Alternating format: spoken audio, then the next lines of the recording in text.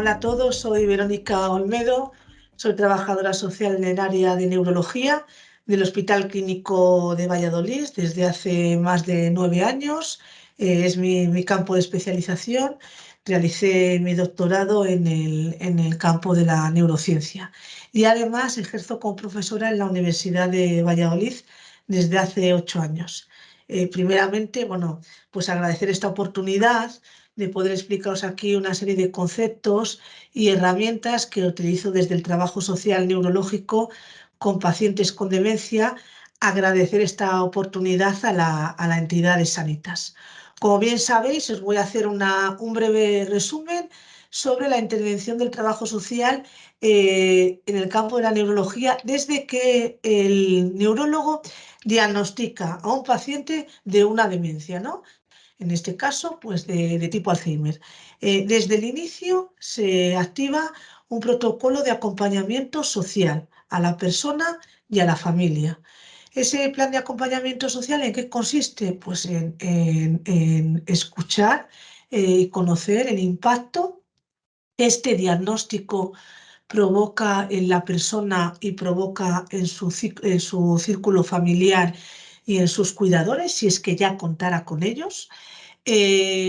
Ahondar, explorar el nivel de conocimiento que tienen de este tipo de enfermedad para que también sean conocedores de a lo que se van a ir enfrentando. Para ello, la necesidad de que el trabajo social que intervenga en este campo tenga que tener un conocimiento especializado en el mismo, porque la enfermedad transita por una serie de fases y esas fases van a provocar una serie de secuelas y esas secuelas son las que hacen que afloren una serie de necesidades, ¿no? Que hay que cubrir y que hay que anticipar a la persona y a la familia para que después, cuando vaya a llegar esa fase, la conciencia y, y los recursos estén a su alcance, ¿no? Para ello, por tanto, también tiene que conocer el amplio abanico que existen de recursos especializados para personas con Alzheimer y demencia. Todo ello se encuadra dentro de un marco de abordaje integral. ¿Por qué? Porque cuando hablamos con una enfermedad como es la demencia, que va a afectar a varias áreas de la persona, no solo la física o la motora, también en la comunicación, a la capacidad retentiva, a la visión y a la orientación visoespacial, alteraciones del comportamiento o conductuales, la habilidad emocional, etcétera. El trabajo social también, aparte de su intervención propia de rehabilitación psicosocial, tiene que aglutinar todas aquellas áreas afectadas en el paciente, en la persona, desde el marco de coordinación con los diferentes profesionales, el neurólogo, el médico especializado que es el neurólogo, el equipo de salud mental, enfermería, terapeuta ocupacional, paliativos, cuando se enfrenta a la última fase del ciclo vital, con otros trabajadores sociales a los que va a acudir esa persona con Alzheimer, eh, mm, centros de día, asociaciones de enfermos con Alzheimer, centros de salud mental, con los trabajadores sociales de esos centros de salud mental. Tiene que haber una coordinación, ¿no? Y en esa coordinación donde la persona es el protagonista y transita por diferentes instituciones, ¿no? Pues acude a diferentes profesionales, entre todos tenemos que tener una sintonía en respetar sus tiempos, sin forzarlos. La conciencia no es la misma, ni tarda lo mismo cada persona en concienciarse, ¿no? Utilizando siempre un tono de voz suave, hablarles despacios, mantener siempre entre todos una coherencia entre el mensaje que se les da y lo que se hace. No puede haber una incoherencia entre lo que yo como trabajadora social de neurología le digo y lo que recibe de otra institución a la que está acudiendo. Porque sobre todo la comunicación no verbal adquiere una prevalencia y una importancia fundamental, más relevante en las últimas fases, ¿no?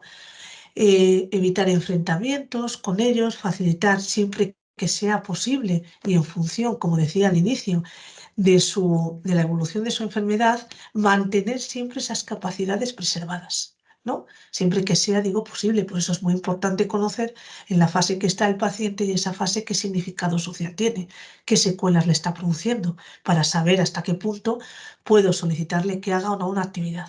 Es decir, un plan de acompañamiento social garantizado donde vamos a trabajar con el paciente y con la familia, vamos a proponer, a ofrecer espacios de ventilación emocional. Vamos también a conseguir que haya un compromiso, ¿no?, verbal del paciente, que sea capaz de mantenerle, ¿no? Y quiero decir, de mantenerle no porque no tenga esa capacidad de cumplir, sino porque la enfermedad le evite que cumpla ciertos compromisos, ¿no? Por eso hay que irlo adaptando. Un compromiso con la familia como elemento fundamental en la atención del paciente a lo largo de todo el ciclo por el que transita la enfermedad, desarrollar sus destrezas y habilidades, intentar incapacitarle lo menos posible, es decir, antes de que llegue una fase, que lleguen las secuelas, coger y evitar que realice ciertas actividades que en un momento dado sí que puede ir realizando, atender a sus necesidades y deseos, teniendo siempre en cuenta si el paciente ha firmado un testamento vital en el que las haya incluido, y eso siempre preservarlo por encima de todo, diseñar y preparar cuando está ingresado el paciente, cuando yo le atiendo de manera hospitalaria porque está ingresado, pues un plan de poshospitalización al alta coordinado con otros recursos, y cuando le atiendo de manera ambulatoria, cuando acude al neurólogo, pues también tener un plan integral, no solo intrahospitalario con mi equipo, sino también interinstitucional con aquellos profesionales necesarios en la vida, en la atención de estos pacientes, y que es importante esa coherencia y esa coordinación. Y entrega, cuando ese informe es al alta hospitalaria, y si no es al alta, también determinar una serie de recomendaciones a seguir en su domicilio, con su familia, que promuevan la mejor atención y calidad de vida de la persona y su familia. Por tanto, hasta aquí este breve resumen. Muchas gracias y continuaremos.